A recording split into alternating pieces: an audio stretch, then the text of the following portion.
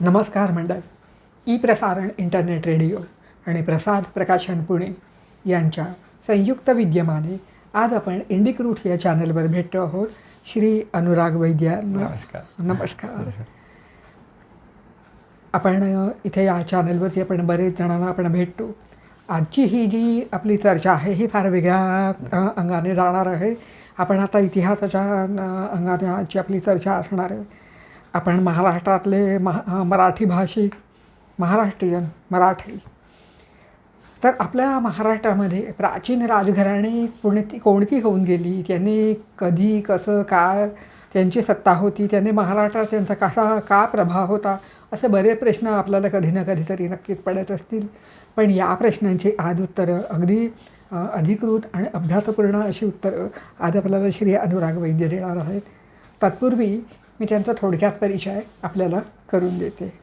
श्री अनुराग राजीव वैद्य व्यवसायाने software engineer आहे, पण मन काही वेगळा कॉल देत होतं.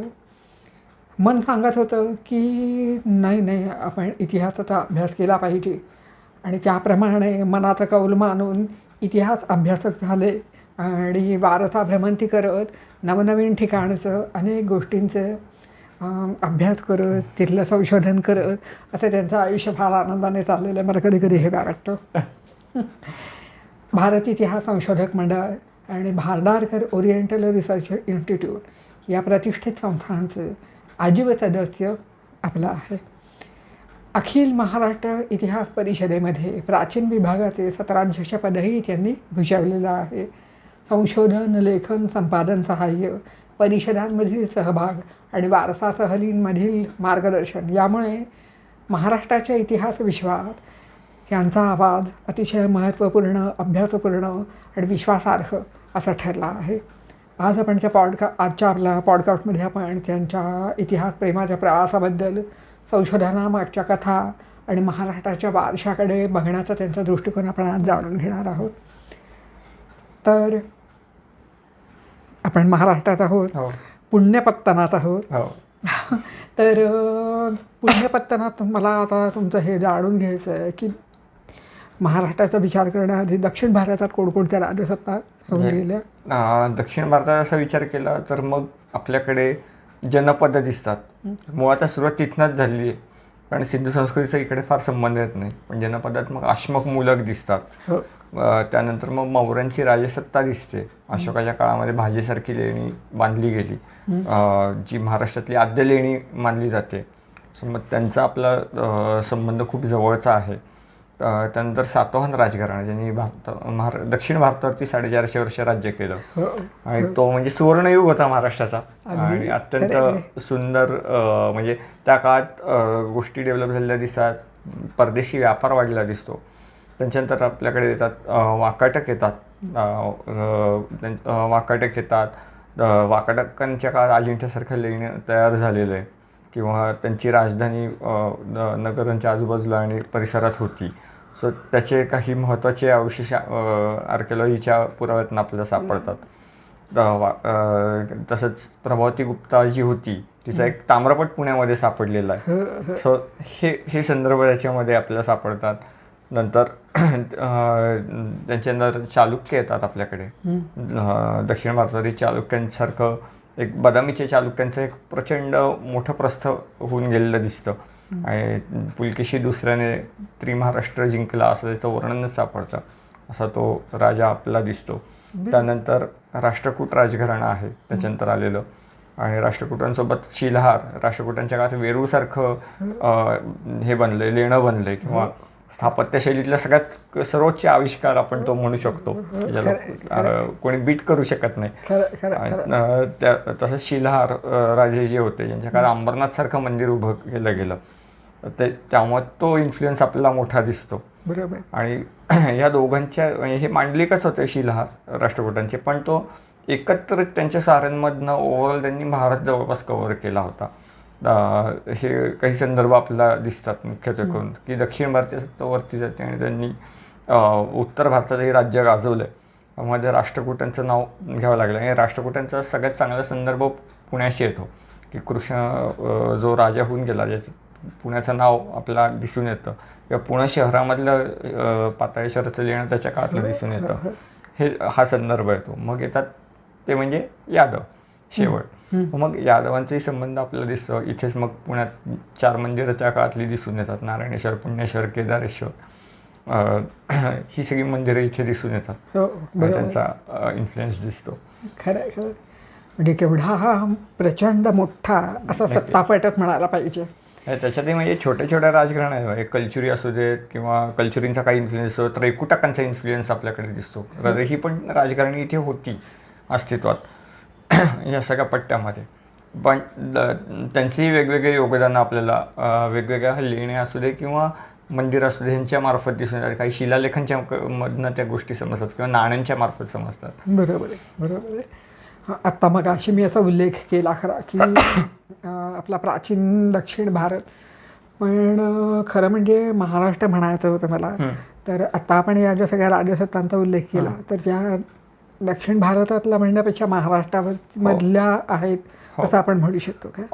नाही, आता एक कसं आहे की सातवाहन जे आहेत ज्यातले पर्टिक्युलर म्हणजे मौर्याचं वर्णच आलेले आहेत हे आपलं कळतं. किंवा अशोकाच्या काळात काही बौद्ध भिक्षू इथे पाठवले, त्यांनी लेण्या बांधायला सुरुवात केली आणि मग महाराष्ट्राचा कला वैभव वाढायला लागलं.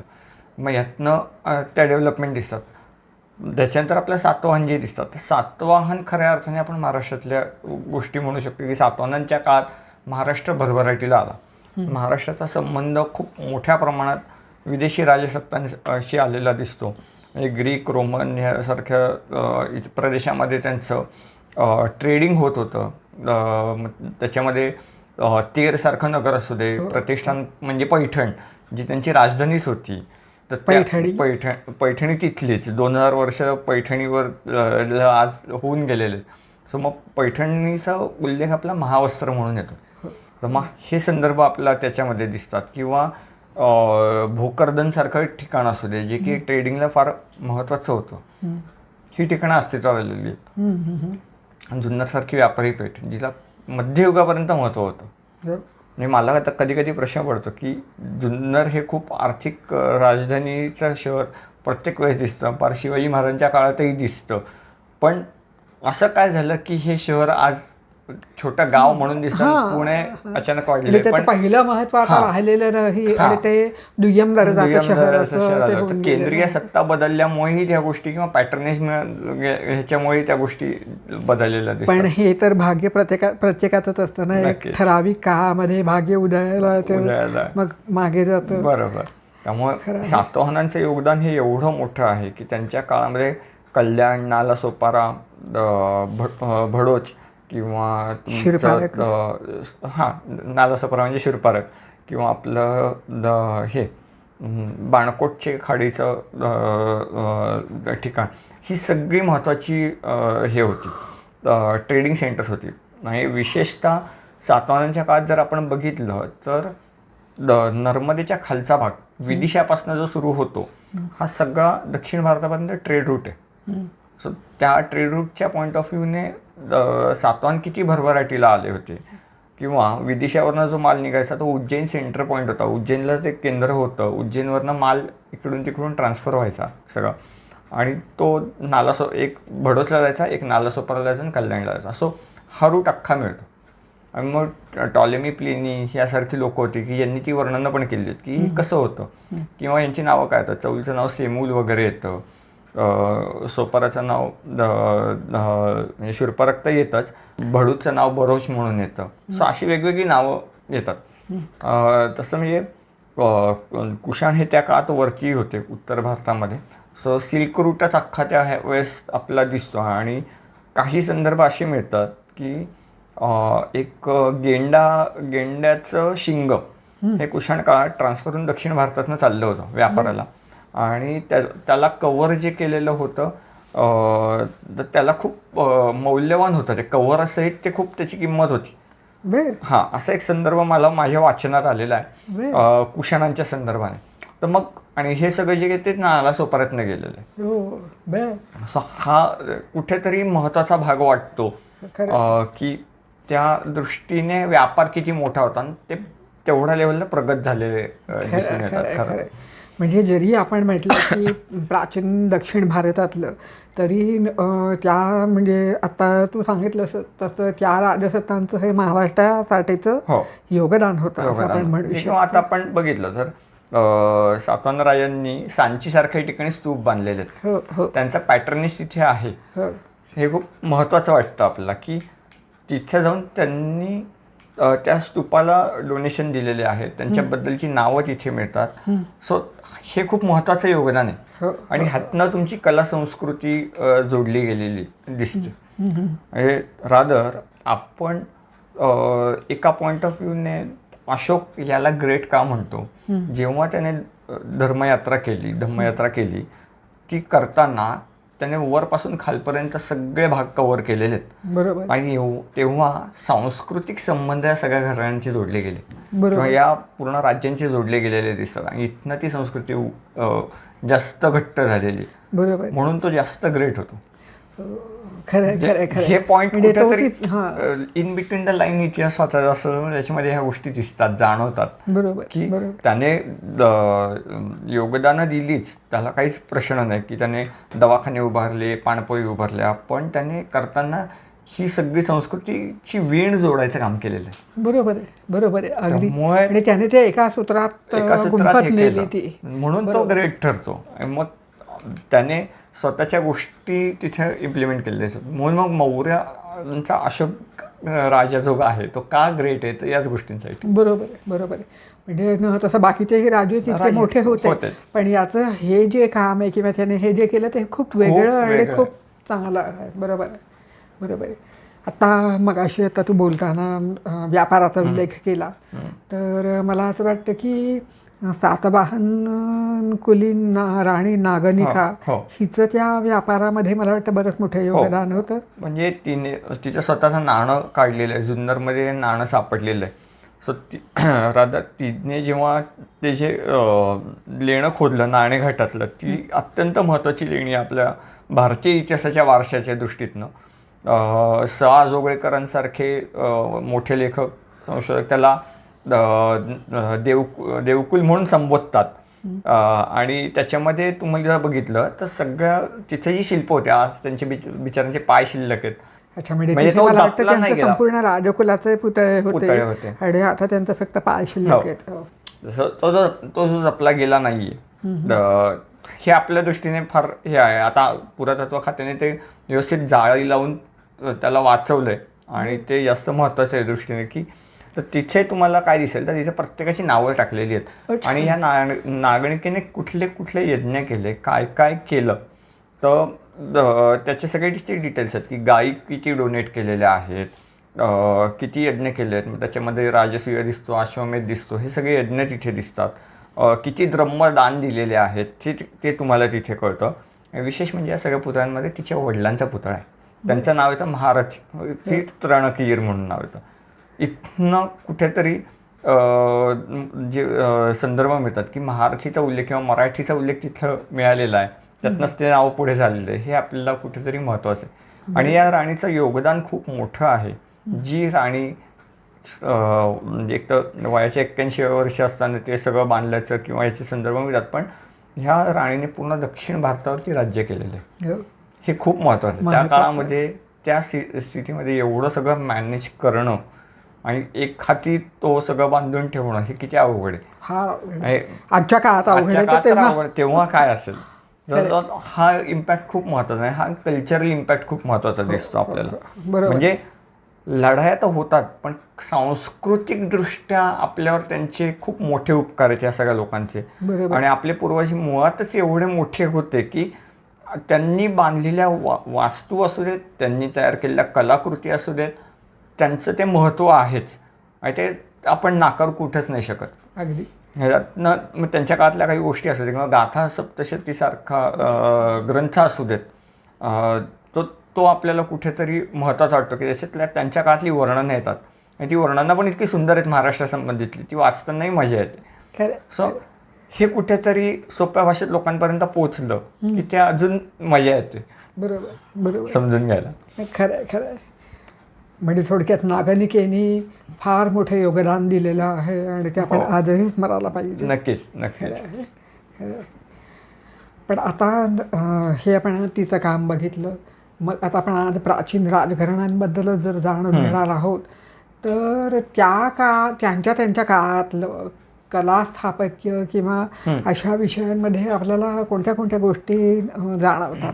हे आता आपण सातवाहनांच्या काळात किंवा आपण अशोकाच्या काळापासून बघितलं की महाराष्ट्रामध्ये पहिली लेणी साधारणतः त्याच्या काळात बांधली गेली म्हणतात भाज्याची, कारण त्याच्यावर मौर्य डिझाईनचं हे दिसतं, पॉलिश दिसतं. मग भाज्यासारखी लेणी बांधली गेली. हा एक क्लस्टरच त्याला ट्रेडच्या पॉईंट ऑफ व्ह्यूने. लेण्यांमध्ये मुळातच हे तर चालायचंच की बौद्ध भिक्षू राहायचे, त्यांचं अध्ययन चालायचं सगळं, पण त्यातनं जो काय महाराष्ट्र डेव्हलप व्हायला मदत झाली दिसते कला स्थापत्याला, ती मोठी देणगी दिसते. आणि ते झाल्यानंतर आपल्या सातवाहन काळामध्ये वेगवेगळ्या लेण्या बांधलेल्या दिसतात. मग त्याच्यामध्ये मग बेडसेची असू देत, मग तुमची कार्लेची असू देत, तुमची त्रिरश्मी लेणी असू देत नाशिकची, ह्या तुम्हाला लेण्या बांधलेल्या दिसतात. ह्या डेव्हलप होतानाही तशाच झाल्यात. किंवा पितळखोऱ्यासारखी लेणी, जिथे एक उल्लेख असा आहे एका शिलालेखात की तिथले काही खांब जे आहेत ते गंधिकाने बांधून दिले, जे अत्तर बनवणारा होता आणि तो पैठणचा होता. सो असा काही संदर्भ येतो. हे शिलालेख जे आहेत ते आपले इतिहास सांगायचं काम करतात. किंवा क्षत्रपांचा जो हे होता नहापानाचा जावई, त्याने कार्ले लेणीच्या ह्याला डोनेशन दिलेले आहे, त्याचे काही उल्लेख मिळतात. किंवा त्याच्या खालचं एक शेत त्याने तिथल्या बौद्ध भिक्षूंना दिलं होतं, हे पण संदर्भ येतात. अग्रहार दिलं होतं बरोबर या जमिनी. सो हे उल्लेख खूप महत्त्वाचे आहेत आणि हे आपल्या सांस्कृतिक वारशाच्या दृष्टीने जास्त महत्त्वाचे वाटतात. तसंच कारल्याचा उल्लेख जम्बूद्वीपातली सर्वोत्तम लेणी असा उल्लेख येतो. जम्बूद्वीप म्हणजे भारत. सो असा तो संदर्भ येतो. त्यातनंच त्यांचं कला स्थापत्याची डेव्हलपमेंट कळायला मदत होते, समजायला मदत होते. राजा त्यांना त्यावेळेस कळलेलं की हे अशा पद्धतीत बांधलं जाऊ शकतं आणि एवढं बनवू शकतं. बरोबर. हे वाकडाकांच्या काळामध्ये आपल्याला दिसतं ते अजिंठ्यासारखी लेणी तयार झालेली आहे. आणि तिथली पेंटिंग्स ही खूप महत्त्वाची कला की याच्यामध्ये गौतम बुद्धांचे जातक कथा कोरलेलं चित्रित केलेल्या आहेत. आणि त्याच्यावरचे जे कलर्स वापरले आहेत त्याचं ते नॅचरल कलरचं हे, किंवा त्याच्यामध्ये एक कलरचा कायम सगळे उल्लेख करतात, तो म्हणजे लॅपिस लाजुली. तो जो आहे तो कलर त्यांनी कसा आणला, कुठनं लावला, हे खूप महत्त्वाचं आहे. आणि हा आपल्या दृष्टीने महत्त्वाच्या वारशामध्ये येतं. किंवा आता मगाशी सातवाहन झालेलं, सातवाहनच्याच काळात पैठणीसारखी साडी तयार व्हायला लागली, जिचा महावस्त्र म्हणून उल्लेख येतो वेगवेगळ्या ह्याच्यात. म्हणजे त्या साड्या, ते महावस्त्र जे आहे ते ग्रीकला ट्रेड व्हायचं. सो हेही उल्लेख आपल्याला दिसतात. किंवा पेरिप्लस द एरिथेन्सी सारखा ग्रंथ आहे की ज्याच्यामध्ये हे उल्लेख मिळतात. सो त्यातनं हे संबंध आपल्याला कळायला मदत होते. चालुक्य जे झाले, चालुक्यांच्या काळामध्ये बदामी जरी त्यांची राजधानी असली तरी त्यांचं महत्त्व इतरत्र आपल्याला दिसतं वेगवेगळ्या मंदिरांच्या माध्यमातून. चालुक्यांच्या काळामध्ये मंदिरं बांधली गेली, बदामीमध्ये डेव्हलपमेंट झालेल्या दिसतात, आजूबाजूच्या प्रदेशामध्ये डेव्हलपमेंट झालं. किंवा पुलकेशीने ज्यावेळेस हल्ला केला त्यावेळेस त्याने महाराष्ट्र जिंकलेला आहे अख्खा, त्याच्यामध्ये महाराष्ट्राचा उल्लेख येतो. हे सगळे संदर्भ तर आहेत, पण मंदिर विकासाचा कालखंड जो आहे तो बदामी चालुक्यांपासून आपल्याला खरं दिसायला लागतो. त्यामुळे चालुक्यांनी स्वतःची एक युनिक स्टाईल तयार केली मंदिरं बांधण्याची. त्याच्यामध्ये तुम्हाला मुख्यत्वे करून हे मंदिरांचे शिखरं ही बदललेली दिसतात. चालुक्यांच्या स्वतःच्या पद्धतीमधली त्यांनी शिखरं अस्तित्वात आणलेली आहेत. जर तुम्ही पट्टदक्कलसारखी जागा बघितली तर त्याच्यात तुम्हाला तो प्रकार दिसतो की नागर शिखर दिसन. मग तुम्ही द्राविडमध्ये गेले आणि मग चालुक्यांनी स्वतःचे फीचर म्हणून स्वतःच्या पद्धतीतली शिखरं बनवली. सो त्यामुळे त्यांनी त्यांचं आर्ट आणलं याच्यामध्ये. पण त्यांनी असं केलं नाही की त्यांनी बाकीच्यांनी पॅटर्नेज दिलेलं दिसतं त्याच काळात. तसंच राष्ट्रकूटांचं आहे की राष्ट्रकूटांच्या काळामध्ये आपल्याला पाताळेश्वर सारखं लेणं आहे किंवा वेरूळसारखं अद्वितीय लेणं आहे. हे आपल्याला सगळ्या कलेच्या माध्यमातून दिसतं. आणि हा सगळा सांस्कृतिक वारसा आहे. आणि जसं शिलार असू देत किंवा यादव असू देत, हे जेव्हा राजसत्ता येतात त्यावेळेस मंदिरं ही प्रॉमिनंट लेवलला बनली आहेत. आणि अंबरनाथसारखं जे मंदिर शिलारांच्या काळात बांधलं गेलं, याला जे भारतातलं पहिलं भूमीजी मंदिर मानलं जातं, 1060 साली बांधलेलं. सो ती जवळपास देणगी अख्ख्या भारतालाच त्यांनी दिलेली आहे. म्हणजे महाराष्ट्राने भारताला भूमीची देणगी दिल्याचं आपल्याला दिसतं. हे सगळे इम्पॅक्ट आपल्याला दिसतात. आणि यादवांच्या काळात तर मोठ्या मोठ्या प्रमाणात मंदिरच बांधली गेलेली आहेत. अगदी जशी की गोंदेश्वराचं असू देत, ऐश्वरेश्वर असू दे, ही सगळी मंदिरं, देवगिरी, खुद्द देवगिरी त्यांची राजधानी होती. हे सगळं पूर्ण आपला मोठ्या प्रमाणात कलेच्या माध्यमातून आपल्याकडे दिसतं. आणि हा आपला खूप मोठा वारसा आहे. आपल्या दृष्टीने खूप मोठ्या गोष्टी आहेत ह्या. आणि आपल्या पूर्वजांनी ह्या गोष्टी बनवतानाही किती विचार केलेला आहे हे आपल्याला समजतं. म्हणजे कधी कधी असं वाटतं की ते अनामिक कलाकार आहेत की त्यांनी ह्या सगळ्या कलाकृती घडवल्या आणि ते बघण्यात त्यांचे किती कष्ट गेलेले आहेत, त्यांनी किती कष्ट त्याच्यामध्ये जीव ओतलेला आहे ते सगळं बनवणं. हो, हे सगळं ते बघताना, ते अनुभवताना खूप जाणवतं. खरं खरं खरं. आणि खरंच म्हणजे कला ही गोष्ट अशी आहे की जी तुम्हाला पूर्णपणे मनापासून ते अगदी गुंतवून ठेवते. आता एक विचारायचं होतं की आता अनेक ठिकाणी मंदिरं आहेत, तिथे शिलालेख आहेत. आता नाणेघाटातलं एकाचं वर्णन सांगितलं तर ऐहोळेला बदामी चालुक्य राजा पुलकेशी दुसरा मला वाटतं, तर त्याच्या शिलालेखामध्ये महाराष्ट्राचा उल्लेख का बरे येतो? ज्यावेळेस त्यांनी ती स्वारी केली त्यावेळेस पूर्णपणे ती स्वारी करताना तो निघाला बदामीवरनं. याच्यासाठी त्याचं जिओग्राफिकल लोकेशन्स पण बघणं गरजेचं राहतं किंवा त्यांनी ती स्वारी करताना कशी केलेली हे पण बघावं लागतं. तर पहिले त्यांची पल्लवांशी मारामारी करून तो जिंकून आला होता. त्याच्यानंतर की त्यांनी स्वारी केलेली आणि तो निघाला आहे. तिथनं त्याने पहिल्यांदा गोविंद आणि आय्यप म्हणून त्याचे जे प्रतिस्पर्धी होते त्यांना हरवलं आहे. हां, त्याच्यामध्ये एक भीमा नदीचा एक उल्लेख पण येतो की तिकडं त्याला हरवलं आणि मग तिकडनं तो निघाला आहे आणि त्याने कदंबांना हरवलं आहे. कदंबचं वर्णन असं म्हणजे गोव्याचं, हां, गोव्याचे कदंब, पण त्यांची राजधानी वरच्या बाजूला होती असं दिसतं एकंदरीत. तर तो वर्णन करताना असं करतो की म्हणजे त्या शिलालेखात वर्णन येतं की आम्ही कदंबांना कदंबाच्या वृक्षालाच मुळापासून उखडून दिले.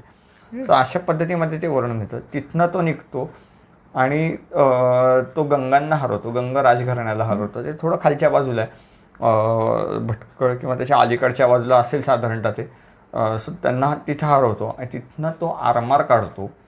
हे विशेष आहे की त्या आरमार चं वर्णन आहे की कशा पद्धतीने निघाले समुद्रातनं आणि ते आरमार पोचतं घारापुरीला महाराष्ट्रामध्ये, जे आजचं एलिफंटा म्हणून ओळखलं जातं. तिथं पोचतं. तिथे मौर्य नावाचं एक साम्राज्य होतं जे स्वतःला वरच्या आपल्या मौर्यांचा वंशज मानायचं. सो ह्या मौर्यांना त्याने तिथे हरवलं आहे एलिफंटाला त्या घारापुरीच्या ह्याच्यावरती. आणि तो त्याचं वर्णन करतो की साक्षात लक्ष्मी माझ्या समुद्रातली लक्ष्मी माझ्या हातात आलेली.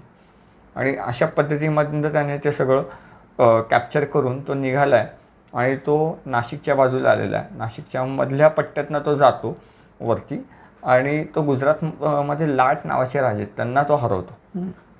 त्याने हरवल्यानंतर तिकडनं निघतोय. वर्ण त्याच दरम्यान वरच्या बाजून उत्तरेकडनं एक मोठा राजा दक्षिण भारत जिंकायला निघाला आहे, तो म्हणजे हर्षवर्धन. आणि हे नर्मदेच्याच इथे ह्या दोघांची मारामारी होते आणि त्याच्यामध्ये हा पहिला दक्षिण भारतीय राजा ज्याने हर्षवर्धनासारख्या राजाचा पराभव करून त्याला परत उत्तरेत पाठवले. अरे सो हा एवढा मोठा इम्पॅक्ट राजा त्याने त्याच्यात वर्णनच केलं. त्या आयहोळच्या शिलालेखात ते दिसतं. आणि तिथनं तो निघतो आणि तिथनं निघून तो आंध्रच्या बाजूला आलेला आहे. आणि पिठापूरचा उल्लेख जो आहे तो पिष्टापूर म्हणून असा जुना येतो प्राचीन उल्लेख. तिथे किल्ला होता. तो किल्ला त्याला जिंकायचा होता आणि मग तो किल्ला जिंकताना तिथे एक लढाई झाली. तिथे एक तलाव आहे त्याच्या बाजूला. तर त्या तलावाचं नाव कवणाल तलाव आहे. कवणाल तलावाचं वर्णन असं आहे की हे युद्ध इतकं भयंकर होतं की ह्या युद्धामध्ये तो तलाव सगळा रक्ताने भरला होता. हां, आणि मग तिथनं तो जिंकून परत बदामीत आला. सो एवढी मोठी ही स्वारी आहे. किती काळ लागला स्वारीला? आता हा कालखंड आता काढावा लागेल की किती लागलाय, कारण त्याचं एकदम मी प्लॅन आउटमध्ये आहे की मी जिओग्राफिकल मॅपिंग करायच्या ह्याच्या की ॲटलिस्ट त्याची स्वारी तरी कळेल की किती आणि त्याच्यात कुठली कुठली राज्य किंवा किती ठिकाणं गेलेली आहेत हे तरी कळायला मदत होईल. आज आपण नुसतं म्हणतो की अरे शिलालेखात हे लिहिलेलं आहे. आणि विशेष आहे बरं का, त्याच्यामध्ये महाभारताची तारीख आलेली आहे. महाभारतानंतर एवढं घनघोर युद्ध एवढ्या वर्षानंतर झालं अशी ती तारीख येते महाभारताचा. तो एक संदर्भ येतो. हां, तर त्याच्यावरनं कळतं की महाभारताचं युद्ध किती वर्ष जुनं आहे. हा भारतात एकमेव शिलालेख तसं की ज्याच्यामध्ये महाभारताच्या तारखेचा उल्लेख. खरंच कमाल आहे. हां, हे एक विशेष आहे त्याच्यामध्ये. आणि त्याच्यामध्ये आता ऐहोळेच्या शिलालेखामध्ये जास्त हे सगळं मेन्शन करतो. जे त्याच्या दरबारी एक रविकीर्ती म्हणून जो हे होता कवी होता, राजकवी, तो जैन होता आणि तो ते सगळं सांगतो. आणि तो वर्णन करताना का म्हणतो, मी याच्या दरबारचा कालिदास आहे. म्हणजे विचार करण्यासारखी गोष्ट आहे की कालिदास किती प्रसिद्ध झाला होता. हो, फार. हे खूप म्हणजे राजा स्वतःशी तुलना तो कालिदासाशी करतो थोडक्यात. तर ते आपल्याला त्यातनं दिसतं. आणि दुसरा महत्त्वाचा म्हणजे जो महाराष्ट्राचा उल्लेख येतो तो त्रिमहाराष्ट्र असं करतो, ज्याच्या अंडर 99,000 गाव आहेत असं तो म्हणतो साधारणपणे. म्हणजे आकडा वर खाली होऊ शकतो, पण ते म्हणतो की एवढी गावं आहेत. त्रिमहाराष्ट्र म्हणजे काय, तर त्याच्यामध्ये कोकण येतो, मराठवाड्याचा काही भाग येतो आणि वरचा भाग येतो. अशा पद्धतीने महाराष्ट्राचा उल्लेख त्रिमहाराष्ट्र म्हणून येतो. कमाल आहे ना. त्यामुळे हे कुठेतरी महत्त्वाचं आहे की अशा पद्धतीने महाराष्ट्राचा उल्लेख येणं आणि ही एवढी मोठी स्वारी. आणि मग ह्याच्याच कालखंडामध्ये वेगवेगळ्या डेव्हलपमेंट्स. आणि याच्यानंतर जो तसा मुलगा आहे विक्रमादित्य वगैरे. तर मजा अशी आहे की आपल्याकडे एका मंदिरावरनं 2 मंदिरं मानलेली इन्स्पिरेशनमधनं दिसतात. म्हणजे पल्लवांच्या वरती हे उठून स्वाऱ्या करायचे दक्षिण तमिळनाडूमध्ये. तर त्यांचं जे परमेश्वरवर्मनच्या काळामध्ये बांधलं गेलेलं जे मंदिर होतं ह्याचं कैलासनाथ, त्या मंदिराची रेप्लिका म्हणजे आज पट्टदकलचं मंदिर आहे. विरूपाक्ष मंदिर जे की त्याचं ओरिजिनल नाव लोकेश्वर महादेव आहे. आणि हे का मानलं आहे, तर त्याने त्या मंदिरावर हल्ला केला. राजा कांची त्याने जिंकली. कांची जिंकून तिथलं सगळं सोनं घेतलं. आता इथे गंमत आहे की त्याने सगळं सोनं घेतलं आहे. सगळं राजा जे काय खजिना लुटला तो वरती नेऊ शकत होता बदामीला, नेला नाही. त्याने त्या मंदिराला डोनेट केलेलं आहे. हां, काशीनाथ मंदिराला डोनेट केलं आहे. पण त्याचे जे काय हारकरी असतील किंवा बातमी सांगणारे असतील त्यांनी जेव्हा त्याच्या 2 बायकांना सांगितलं, तर ह्याच्या 2 बायका कोण, तर त्या महेश्वरच्या कलचुरी घराण्यातल्या त्याच्या 2 बायका. एकीचं नाव लोका महादेवी, एकीचं नाव त्रैलोक्य महादेवी. म्हणजे विचार करा, मध्य प्रदेश, कर्नाटक यांचा संस्कृती बंद जोडला गेला इकडे. अगदी. आणि परत एकदा तमिळनाडूमध्ये जाऊन हल्ला करून हे सगळं झालं. इथं ते बांधलं गेलं. तेव्हा तिने ते मंदिर तर ती माझ्या नवऱ्याने विजय मिळवला म्हणून तिने स्वतः मंदिर बांधलं देवाचं लोका महादेवने. ते म्हणजे लोकेश्वर महादेव, म्हणजे आज आपण त्याला विरूपाक्ष मंदिर म्हणून ओळखतो. आणि तसंच राष्ट्रकूट राजांनी जेव्हा पल्लवांवर स्वारी केली दक्षिण तमिळनाडूमध्ये, आणि त्याची मणिका देवी म्हणून बायको होती, तिने तिथली मंदिरं बघितली, भव्य मंदिर बघितली नाही, ते परत काशीनाथ मंदिर बघितलं. आणि त्याच्याने त्याच ह्याच्यावरने इन्स्पिरेशन घेऊन राष्ट्रकूटांनी कैलास लेणं उभं केलं. म्हणजे एका मंदिरावरनं 2 मंदिरं अशा पद्धतीने बांधली गेली. पण हा किती चांगला योग आहे. त्यामुळे आज आपल्याला फार मोठी देणगी मिळाली की. आणि मग हे बघताना किंवा फिरताना ह्या गोष्टी कळतात, शिलालेखांमध्ये या गोष्टी सापडतात आणि हा वारसा समजायला जास्त मदत होते. बरोबर. म्हणजे इन्फ्लुएन्सही कळतो की काय पद्धतीमध्ये गोष्टींनी बदलल्यात एकमेकांमध्ये किंवा हे. आणि ऑब्व्हियसली ज्यावेळेस राष्ट्रकूटांनी ते सगळं बनवलं, वरपासून खालपर्यंत कोरत आलेले, हे अशक्य काम आहे. खरंच अशक्य आहे, फार अशक्य आहे. त्यामुळे ह्या गोष्टी समजायला अगदीच मजा येते. खरं.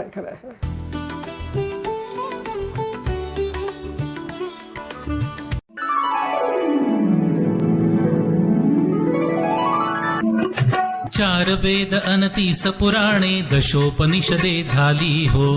अनुवादासह आपुल्या हाती प्रसाद म्हणून आली हो. भारतीय संस्कृतीची ओळख नव्याने करून घ्यायची, नव्या पिढीला सोप्या सहज भाषेत करून द्यायची, तर प्रत्येक घरात हवाच असा संच म्हणजे आपले वेद, आपली उपनिषदे, आपली पुराणे. सुप्रसिद्ध लेखक स कृ देवधर आणि डॉक्टर प्र न जोशी हे या ग्रंथाचे ग्रंथकार असून 40 पुस्तकांचा 13,000 पृष्ठांचा हा संच आहे. खास आपल्यासाठी तब्बल 50% सवलतीत अगदी अल्प मुदतीसाठी उपलब्ध आहे. म्हणजेच 12,000 रुपयांचा हा संच अवघ्या 6,200 एवढ्याच किमतीत उपलब्ध आहे. आजच आपला संच घरी घेऊन जाण्यासाठी प्रसाद प्रकाशनशी संपर्क साधा. पत्ता प्रसाद प्रकाशन, भिकारदास मारुती जवळ, 1892 सदाशिव पेठ, पुणे. संपर्क 844 60 37 890. फोन नंबर पुन्हा एकदा 8446037890. प्रसाद प्रकाशन. आता महाराष्ट्रातील राजसत्तांचा अजून एक मगाशी आपला उधरचा उल्लेख होऊन गेला नागरिकेबद्दल. पण त्या काळात हा जो व्यापार कसा चालत असे आणि या राजसत्तांचं महाराष्ट्रातील योगदान काय कसं आहे? मगाशी आपण बघितलं की सातवाहनांचा तर व्यापार आहे, पण अशोकापासून आपला हा व्यापार मुख्यत्वे करून दिसतो. मुळात भारताला डिवाईड करणारी नदी म्हणजे नर्मदा. त्याच्याने भारताचे 2 भाग तयार झालेत. नर्मदेच्या वरचा भाग हा उत्तरापथ म्हणून ओळखला जातो आणि खालचा दक्षिण भाग हा दक्षिणापथ म्हणून ओळखला जातो. त्यातनं आपल्याला समजायला मदत होते की काय एक्झॅक्टली ट्रॅडिशन्स असतील जाण्याच्या. इंटरनल व्यापार तर मोठा होताच की इंटरनल व्यापारामध्ये हे नद्यांचा वापर मोठ्या प्रमाणात करायचे. त्याच्यामधनं व्यापार चालायचा. म्हणजे विदिशा किंवा बेसनगर हे त्यांचं महत्त्वाचं केंद्र होतं. तिथनं हा माल उज्जैनला यायचा. उज्जैनमधनं दक्षिण भारतातला माल बाकीच्या ठिकाणी ट्रान्सफर व्हायचा. पण इंटरनलमध्ये पुण्यातनं एक मार्ग जातो असाही एक संदर्भ येतो आणि जो मार्ग पुण्यातनं हैदराबादला कनेक्ट करतो असा एक संदर्भ आहे. एक मोठे संशोधक आहेत, अभ्यासक आहेत आणि मोतीचंद्र म्हणून त्यांचं trade and trade routes of India म्हणून पुस्तक आहे. त्याच्यामध्ये हे संदर्भ अगदी छान येतात. त्यांनी इतके छान डिटेल वर्णन पण केलेलं आहे आणि त्याच्यामधनं हा व्यापार कसा चालायचा. म्हणजे उत्तरेकडचा पण व्यापार त्यांनी व्यवस्थित दिलेला आहे की तो काशीपासून जर निघाला तर तो अफगाणिस्तानपर्यंत रूट प्रॉपर तयार होता. सो मग अफगाणिस्तानपर्यंतचा रस्ता त्यांनी सांगितलेला की कुठनं जायचा. खैबर तर होतंच किंवा पलीकडनं काबूलपर्यंतचा प्रवास त्यांनी अख्खा दिलेला आहे. तसंच मधला इंटरनल भाग जो आहे उत्तर प्रदेशातला तो त्यांनी मथुरेपर्यंतचा दिलेला आहे. इनफॅक्ट काही संदर्भांमधनं असं पण दिसतं की मथुरेतले काही कलाकार हे गांधारमध्ये गेले आणि त्यांनी गांधार स्कूल एस्टॅब्लिश केलं. असेही काही संदर्भ म्हणजे हे तिथनं चालत तेवढा प्रवास करून गेलेले. सो हे संदर्भ मिळतात उत्तर भारतातले. किंवा श्रावस्तीसारखं खूप मोठं व्यापाराचं केंद्र होतं त्या काळामध्ये. श्रावस्तीला खूप महत्त्व होतं. म्हणजे श्रावस्तीचं आजही जिओग्राफिकल लोकेशन बघितलं तर खाली यमुना आहे, ते वरती गंगा आहे आणि त्याच्यामध्ये श्रावस्ती वसलेलं आहे. सो अशा लोकेशनला साधारणतः ते येतं. पण तो व्यापार करताना त्याला दोन्ही नद्यांचा पण वापर आहे. किंवा हे नर्मदासारखी नदी आहे की ज्यातनं व्यापार करायला होतं. किंवा आता दक्षिण भारतामध्ये आपण गोदावरीसारखी नदी जी पूर्ण आंध्र प्रदेशपर्यंत जाते तर ती पूर्ण आपल्याला दिसते की नाशिकवरनं जरी यांनी काही ओंडके टाकले सामानाचे माल वाहून आणलेला तरी ते ओंडके वाहत पैठणपर्यंत येणार आहेत. ते नदीच्या काठावर उतरवून घेणार आहेत. सो हे आपल्याला समजू शकतं की अशा पद्धतीमध्ये गोदावरीचा मॅपच तसा दिसतो पूर्ण. त्यामुळे ह्या नद्यांचा खूप चांगल्या पद्धतीत वापर केलेला आहे. इंटरनल रोड्स तयार झालेले आहेत त्या काळात व्यापाराचे. एक व्यापाराचं इंटरनल जाळं बनलं गेलं. तसंच मोठी मोठी बंदरं ही जी कल्याण आहे, नालासोपारा आहे, तुमचा चौल आहे, ही बंदरं किंवा राजापूर आहे, राजापूरचे काही उल्लेख येतात.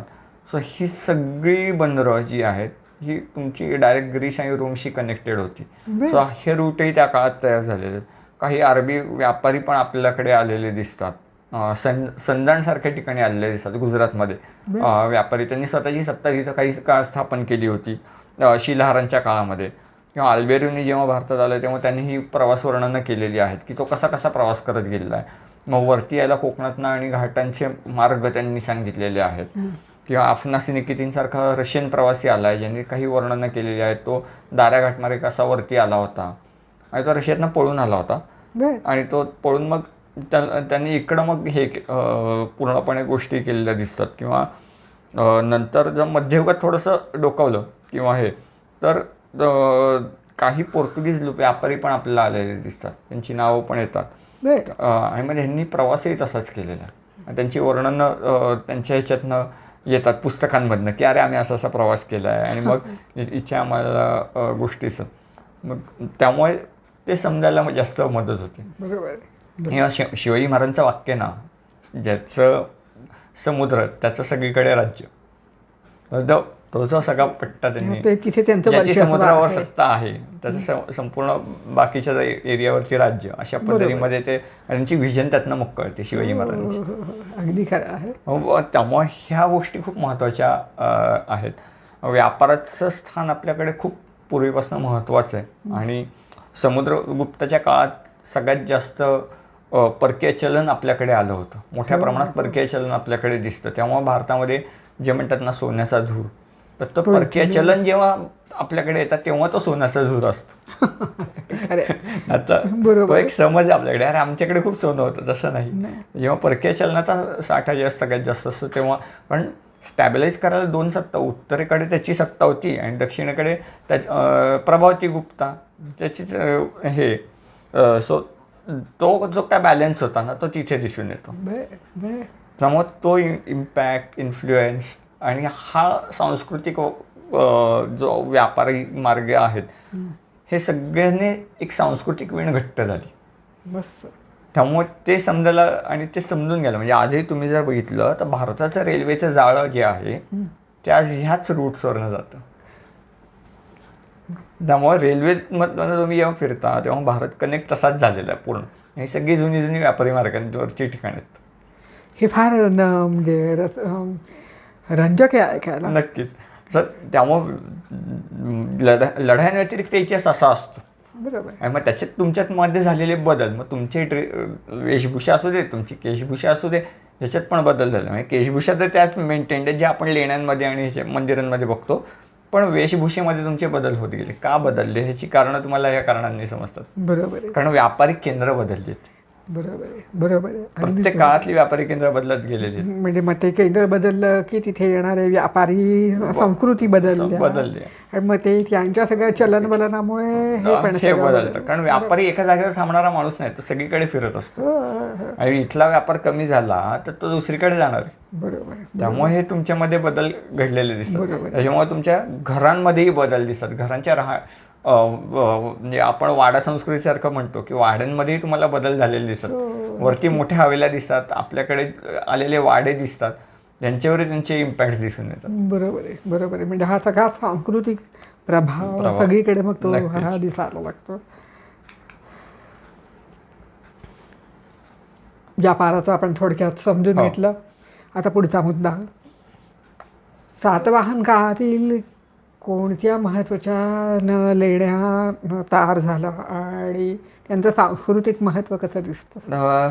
सातवाहन काळात हा असा होता ना की ज्याच्यामध्ये तुम्हाला माणूस एक तर सेटल झालेला होता सगळ्याच गोष्टीतनं आणि शेतीसारखं उत्पन्न त्यांना चांगल्या पद्धतीत मिळायचं, पिकं त्यांच्या काळातली मिळायची आणि हे, सो त्यातनं खूप चांगल्या पद्धतीमध्ये जडणघडण झालेली दिसते महाराष्ट्राची. तर आता सातवाहन राजे हे महाराष्ट्राच्या जडणघडणीला खूप मोठे कारणीभूत आहेत. त्यामुळे त्यांच्या काळामध्ये तुमचं राज्य स्टेबल असेल की तुमची कला विकसित होते. बरोबर. कधी जर सतत युद्ध होत राहिली तर मग तुमच्या कला कधीच डेव्हलप होताना दिसत नाही. मग त्यांनी वेगवेगळ्या गोष्टींना पॅटर्नेज दिलेला दिसतं. मग त्याच्यामध्ये लेण्यांचा विकास मोठा झालेला आहे. म्हणजे आपण बोललो की दक्षिण भारतामध्ये सांचीच्या स्तूपाला त्यांनी तोरणं बांधलेली आहेत. हे त्यांचं खूप मोठं योगदान आहे. कलेच्या बाबतीत त्यांचं योगदान मोठ्या प्रमाणात दिसतं. महाराष्ट्रामध्ये तुम्हाला नाणेघाट असू देत किंवा कारले भाजे बेडसे ह्याच्यामधले सांस्कृतिक जडणघडण असू देत की त्याच्यामध्ये कोरल्या गेलेल्या लेण्यांच्या काळातल्या गोष्टी दिसू देत किंवा त्रिरश्मी लेणीसारखी लेणी असू देत की जिच्यामध्ये सातवाहनांचं मोठं योगदान दिसतं या सगळ्या लेण्यांना, हे खूप महत्त्वाचं. किंवा पितळखोरा असू देत. आणि ह्या सगळ्या लेण्या आजही बघितल्या तर सगळ्या ट्रेड रूटवरच्याच आहेत परत ज्या काय ते. रादर भाजे लेणी, कोंडाणे लेणी, कारले लेणी, हा जो जर सेक्टर किंवा क्लस्टर बघितला ना हा व्यापारी केंद्राच्या दृष्टीने खूप मोठा होता किंवा महत्त्वाचा होता. म्हणजे हे विशेष आहे की एकाच ठिकाणी एवढ्या लेण्या का बांधल्या गेल्या, कारण बौद्ध भिक्षूंचं ते महत्त्वाचं तर ठिकाण होतंच, पण व्यापाऱ्यांच्या ट्रेडिंगच्या दृष्टीने पण ते महत्त्वाचं ठिकाण दिसतं. बरोबर. तसंच नाशिकच्या बाजूला बघितलं तर कल्याणवरनं नाशिक पण जवळ पडतं जायला किंवा नाणेघाटातनं कल्याण उतरून गेलं तरी ते अगदीच जवळ पडतं. त्यामुळे कल्याण हा खूप मोठा ट्रेडिंग सेंटरचा भाग होता, जसं जुन्नर आहे. म्हणजे देशावरचा तो भाग आणि खालचा तो भाग कल्याण कोकणातला अशा पद्धतीने त्यांचं इम्पॉर्टन्स दिसतो. खाली इकडे कोल्हापूर होतं. कोल्हापूरला मोठ्या मोठ्या गोष्टी सातवाहन काळातल्या सापडलेल्या आहेत. त्यामुळं कोल्हापूरसारखं ठिकाण अत्यंत महत्त्वाचं दिसतं सातवाहनांच्या दृष्टीने पण. म्हणजे तिथे एस्कॅवेशन झाले त्यावेळेस सातवाहन काळातल्या गोष्टी सापडल्या, किंवा जुन्नरला एस्कॅवेशन झाले तिथे काही गोष्टी मोठ्या प्रमाणात सापडल्यात. मग आणि आजही जुन्नरमध्ये तीच अवस्था आहे. किंवा तेरसारखं ठिकाण आहे तगर. सो तिथे तर तिथली मजा अशी आहे की तिथे उत्खननामध्ये एक हस्तिदंतामध्ये कोरलेली लक्ष्मी सापडलेली. हां, तर ती ती त्या लांबतुरे संग्रहालयामध्ये त्यांनी ठेवलेली. तिला तेरची लक्ष्मी असं म्हणतात. मजा अशी आहे की पॉम्पेला जे उत्खनन झालं त्या पॉम्पेच्या उत्खननामध्ये एक मूर्ती सापडली. ती त्या तेरमध्येच बनवली होती, ती सातवाहन काळातली. तर ती तिथे ठेवलेली आहे. आणि मध्यंतरी मी असंच वाचवतो गॅझेटियर, तेव्हा देगलूरकर सरांच्याच त्याच्यामध्ये वाक्य त्यांनी ते भोकरदनचं जे डिस्कशन केलं तर त्यांनी तसं ते मेन्शन केलं होतं त्याच्यात की त्याच्यामध्ये त्यांना एस्कॅवेशनमध्ये सेम मूर्ती सापडलेली. सो एका मूर्तीचा जो प्रभाव आहे किंवा इथली जी लक्ष्मी ती तिकडे गेली, व्यापार हा कळतो की यातनं किती मोठं हे थेट पुरावा म्हणजे हा खूप मोठा पुरावा आणि ती तिकडे लक्ष्मी म्हणूनच ओळखतात. पॉम्पेई लक्ष्मी म्हणून तुम्ही गुगलला सर्च केलं तरी तुम्हाला ती मिळेल. कमाल आहे, बघायला पाहिजे. हे खूप महत्त्वाचे पुरावे आहेत आपल्या दृष्टीने. आणि हा खूप मोठा महत्त्वाचा वारसा आहे की जो आपल्या पूर्वजांनी ठेवलेला आहे. आणि या लेण्यांच्या माध्यमातून ते कळतं. लेण्या बघताना त्याच्यावरती असलेली जी काही शिल्प आहेत तर त्यांच्या वेशभूषा केशभूषा ह्या बघण्यात तुम्हाला तत्कालीन व्यवस्था कळते की तत्कालीन लोकांची राहणीमान कसं होतं, काय होतं. किंवा लेण्यांना डोनेशन देणारे हे व्यापारी आहेत. म्हणजे बेडसे लेणीला जर बघितलं तर आतमध्ये गेला तर विहाराच्या उजव्यावर बाजूला एक शिलालेख आहे, त्याच्यामध्ये नाशिकच्या आनंद नावाच्या व्यापाऱ्याने डोनेशन दिलेलं आहे. तर मग तो कोण होता ह्याचं त्याचं डिस्क्रिप्शन आहे. सो हे यातनं कळतं की तो व्यापारी काय करतो. मग त्याने पाणपोई दिली आहे का, त्याने विहार बांधलं आहे, हे त्याच्यातनं समजायला मदत होतं. म्हणजे असा हा सांस्कृतिक संबंध आणि व्यापार दोन्हीचा आपल्याला गोष्टी कळतात. किती खूप छान. पण आता आपण इथे बसलेलो आहोत पुण्यामध्ये, महाराष्ट्राची जी सांस्कृतिक राजधानी म्हणतो तिथे बसलेलो. पण मग पुण्यात या सगळ्यामध्ये काय स्थान होतं? पुणं जे होतं तर पुण्याचं साधारण असे रेफरन्स जुने मिळत नाही. पुण्यामध्ये काही एस्कॅवेशन्स झालेले आहेत किंवा कसबा पेठेच्या बाजूला जी घरांचं हे झालं त्याच्यामध्ये काही अश्मयुगीन हत्यारं वगैरे सापडली आहेत नदीच्या काठी वगैरे, पुरातत्व अभ्यासकांना वगैरे हे सगळं मिळालेलं दिसतं. काजड नावाचं गाव आहे पुण्यापासून जवळ, तिथे काही नाणी सापडली. आणि त्याच्यानंतर सगळ्यात महत्त्वाचे पुरावे जे येतात ते पुण्याचे ते साधारणतः राष्ट्रकूटांच्या वेळेसपासून येतात.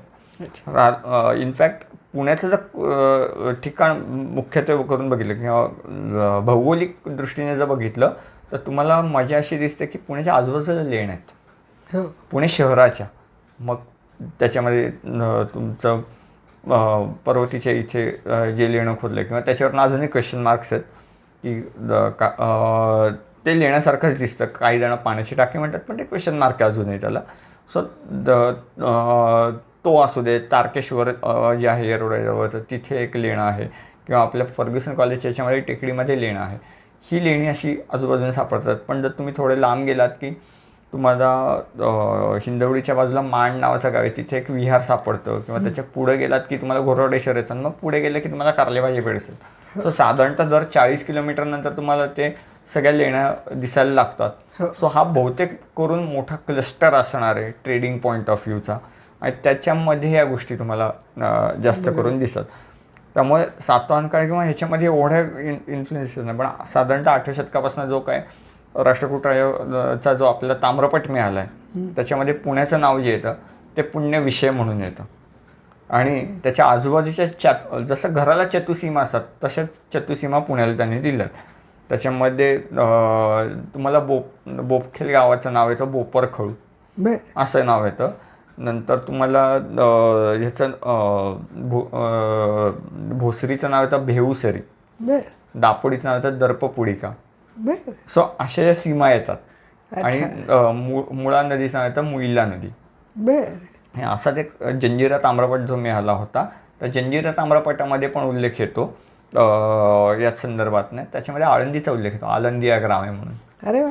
आणि इकडं जो मगाशी बोललो त्याच्यामध्ये कळस नावाचं जे गाव आहे आळंदी त्याचा कलश असा येतो उल्लेख. सो अशी ही नावं चतुसीमा म्हणून येतात त्याच्यामध्ये. म्हणजे पुण्याचा तेव्हाही परिघ तसा मोठाच होता. रादर पुण्यविषय किंवा पुण्यविषयक नाव हा राष्ट्रकूटांच्या काळात मोस्टली करून एक जिल्ह्याचं काम करायचं, ज्याच्या अंडर ही बाकीची गावं असावीत असं लक्षात येतं. म्हणजे अनुमान आहे. पण ती कुठली गावं येतात किंवा काय येतात ते बाकी डिटेल्स मिळत नाहीत आपल्याला. पण म्हणजे पुणे तेव्हाही असं प्रस्थापित होतं असं म्हणायला हरकत. हो. मग पुणे पाहिलं, पण शिलाहारकामध्ये त्या कोणकोणते लोक महाराष्ट्रात स्थायिक झाले त्याच्याबद्दल काय सांगशील? शिलाहार काळात जर बघितलं तर मुख्यत्वे करून तुम्हाला ज्यू आणि पारशी लोक आलेले दिसतात. सो या पारशी लोकांना जे तिकडनं आज इराणचं ठिकाण होतं, इराणचे ते मूळचे, तिकडनं ते आलेले आहेत, त्यांना तिकडनं हकललं गेलं आणि त्यांची एक बोट येऊन गुजरातच्या जवळच्या संजाण नावाच्या गावात जाऊन धडकली. आणि त्या संजाण गावामध्ये एका नारळाचं झाड होतं, त्याला जाऊन धडकली ती बोट आणि मग तिथे ते स्थायिक झालेले आपल्याला दिसतात. आजही तिथे त्या गुजरातच्या संजाण गावामध्ये त्यांनी मोठा एक हे बांधलेलं आहे की आमचं हे पहिलं ठिकाण, की आम्ही इथनं भारतामध्ये सेटल झालं. तेव्हा तोपर्यंत ह्यांची जे राज्य होतं ते तेवढं मोठं पसरलेलं होतं, कारण संजाण त्यांच्या अंडरच यायचं शिलाहाराच्या, कारण कोकणचा सगळा भाग यांच्याकडे होता. आणि असाच प्रकार तुम्हाला झालेला दिसतो तो म्हणजे ज्यू लोकांचा. ज्यू लोक इस्रायलच्या इकडनं आले आणि त्यांची एक बोट आली अलिबागच्या जवळ नवगाव नावाच्या ठिकाणी. सो तिथे येऊन त्यांची ती बोट फुटली आणि बोटीतली राहिलेली बिचारी माणसं मेली. आता यांना काय करायचं? तर गावातली लोकं जमा झाली, आपल्या लोकांचं त्यांचा तसा संबंध एवढा दिसत नव्हता किंवा हे होत नव्हता. पण त्यावेळेस मग ह्यांना काय करायचं? तेव्हा तिथल्या राजाच्या संगनमताने त्यांनी सांगितलं की आम्हाला जागा द्या पुरायला. मग त्यांनी तिथे ती लोकं पुरली आणि ती लोकं तिथे एस्टॅब्लिश झाली. मग ज्यू लोक आता मग ह्यांना काय करायचं? ह्यांना राहायला जागा उडल्या, मग आजूबाजूला जागा दिली त्यांना कोकणाच्या. आणि मग ते सगळी लोक अलिबाग असू देत किंवा पेण असू देत किंवा इतर कोकणाच्या बाजू किंवा ठाण्यापर्यंत असे ते राहायला लागले, पसरत गेले. आणि मग आता ह्यांची आडनावं काय? तर ह्यांना आडनावं नव्हती, मग त्यांनी लोकल आडनावं घेतली.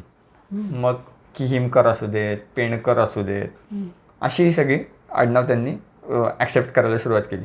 आणि मग हे काय करायचे? तर हे नारळापासून तेल बनवायचे. हां.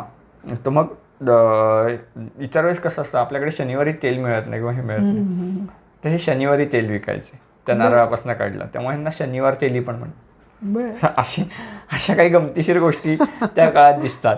आणि मग ज्यू लोक एस्टॅब्लिश झालेली आहेत आणि त्यांनी आपली नावं हे केले. मग काही लोक ते बेने इस्रायली वगैरे जी नावं आहेत ती अशा पद्धतीमध्ये इम्पॉर्टंट. अजून एक जुना संदर्भ असा मिळतो की आपल्या इकडनं ह्याला नाला सोपाऱ्या मार्गे हा बहुधा सातवाहन काळातलाच आहे, हा वाचनात आलेला संदर्भ आहे. आणि आपल्या इकडनं नाला सोपाऱ्याच्या याच्यातनं इराणच्या राजाने लाकूड मागितलं होतं.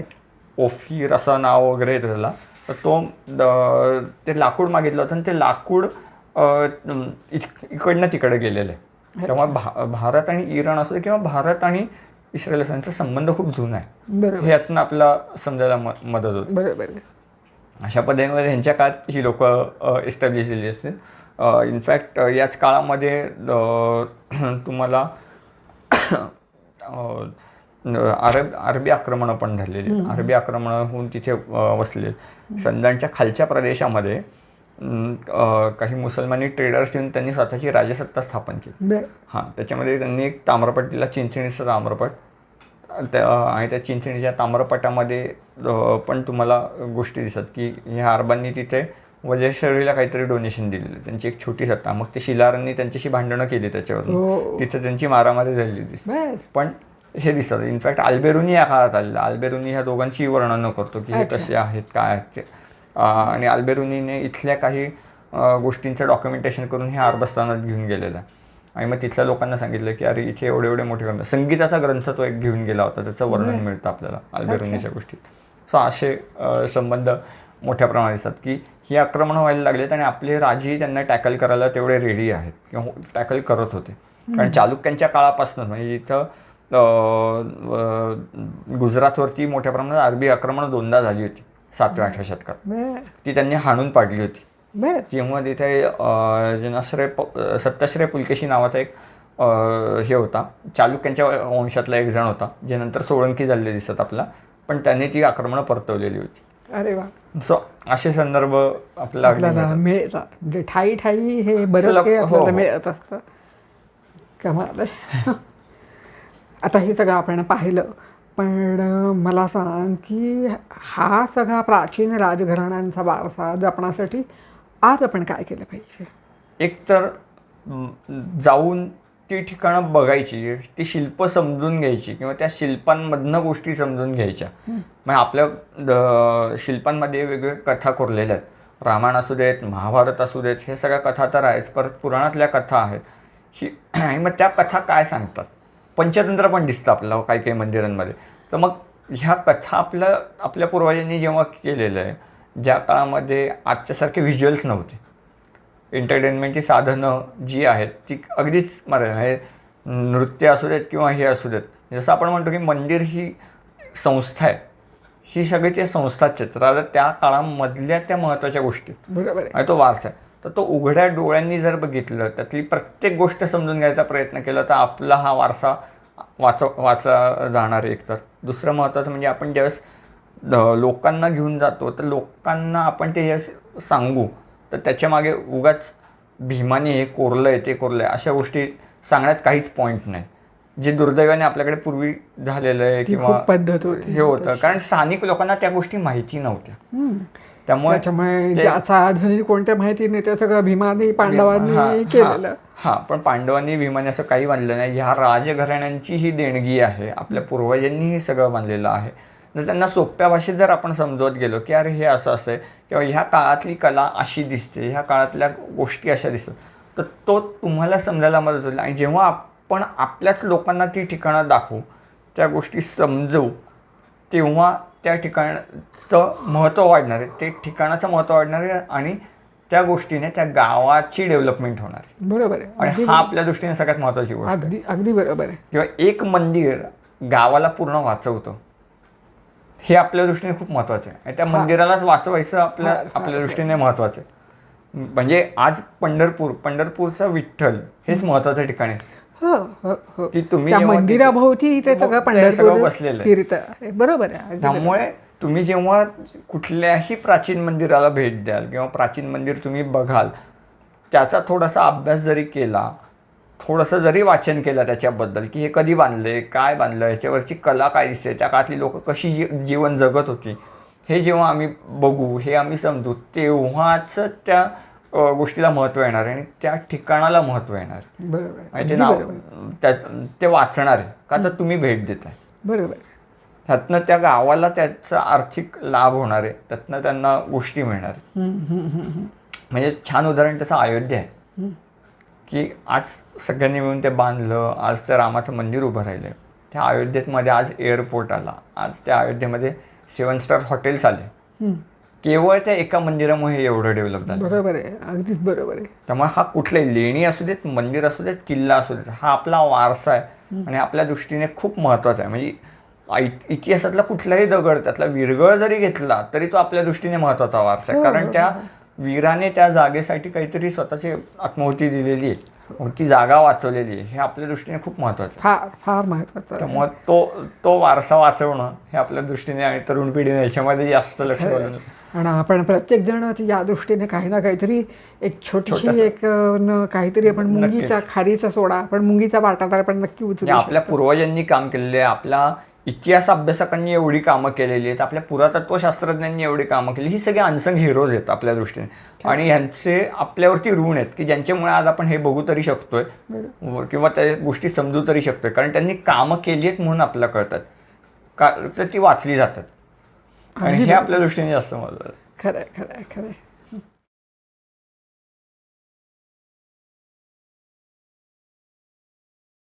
आज आपण राजघराण्यांबद्दल खूप काही जाणून घेतलं. अनुराग सर, मनापासून धन्यवाद. धन्यवाद. आणि फार रंजक शैलीत ऐकायला मिळालं, मुद्देसूद ऐकायला मिळालं आणि अगदी पुराव्यानिशी ऐकायला मिळालं. हे माझ्या दृष्टीत फार महत्त्वाचं आहे. थँक्यू. खरं आहे, कारण नेहमी आपण म्हणतो की एका पुराणातली वानगी पुराणात, तर तसं नाही.